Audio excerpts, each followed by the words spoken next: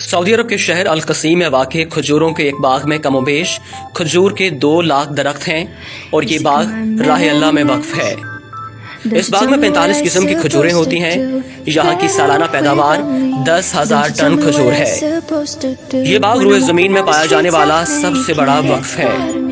इस बाग की आमदनी से दुनिया के मुख्तलिफ ममालिक में मसाजिद की तामीर, खैराती काम और हरमैन शरीफैन में इफ्तारी के दस्तरखान लगाए जाते हैं। ये बाग सऊदी अरब के अमीर तरीन शख्स सुलेमान अल-राजही ने अल्लाह की राह में वक्फ किया है।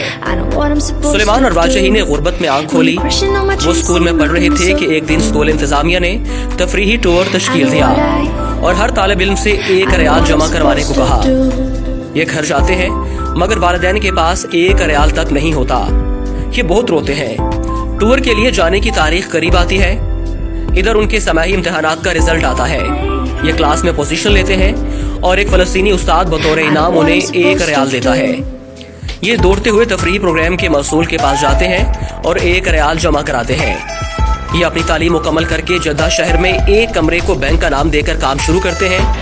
मुख्तसर अरसे में अल-राजही के नाम से बैंकों का एक जाल पूरे सऊदी अरब में फैल जाता है। सुलेमान अल-राजही अपने उस फलस्तीनी उस्ताद की तलाश में निकलते हैं। उस्ताद से मुलाकात होती है। वो रिटायर हो चुके होते हैं। मौशी हालात ऐसे कि घर का चूल्हा चलाना मुश्किल हुआ पड़ा है। राजही अपने फलस्तीनी उस्ताद को गाड़ी में बैठाते हैं और उनसे कहते हैं कि मेरे ऊपर आपका कर्ज है। उस्ताद कहता है मुझ मिस्कीन का किस पर कर्ज हो सकता है। राजही अपने उस्ताद को याद कराते हैं कि सालों पहले आपने मुझे 1 रियाल इनाम दिया था। उस्ताद मुस्कुराता है कि आप अब वो 1 रियाल मुझे वापस करना चाहते हैं। राजही एक बंगले के सामने गाड़ी खड़ी करते हैं जिसके सामने एक बेशकीमत गाड़ी भी खड़ी है। राजही अपने उस्ताद से कहता है ये बंगला और गाड़ी अब से आपके हैं। मजीद आपके तमाम अखराजात हमारे ज़िम्मे होंगे। फलस्तीनी उस्ताद की आंखों में आंसू भर आते हैं और वो कहते हैं कि ये आलीशान बंगला, ये महंगी गाड़ी, ये तो बहुत ज्यादा है। राजही कहते हैं इस वक्त आपकी जो खुशी है इससे बढ़कर मेरी खुशी का आलम था जब आपने मुझे 1 रियाल बतौर इनाम दिया था। ऐसे मोहसिन शनास इंसान को अल्लाह ज़ाया नहीं करता। सुलेमान अल-राजही ने 2010 में अपने बच्चों, बेगमात और अजीज़ो अकारब को बुलाकर अपनी दौलत उन सब में तकसीम कर दी और अपने हिस्से में जो कुछ आया वो सब वक्फ कर दिया। इस वक्त सुलेमान अल-राजही के वक्फ की मालियत 60 अरब रियाल से ज्यादा है। ये सऊदी अल-बतनिया कंपनी और राजही बैंक के मालिक हैं जिन्होंने कोरोना वायरस के लिए 170 मिलियन रियाल इमदाद के तौर पर दिए हैं और मक्का मुकरमा के अंदर 2 होटल वजारत सेहत के हवाले कर दिए।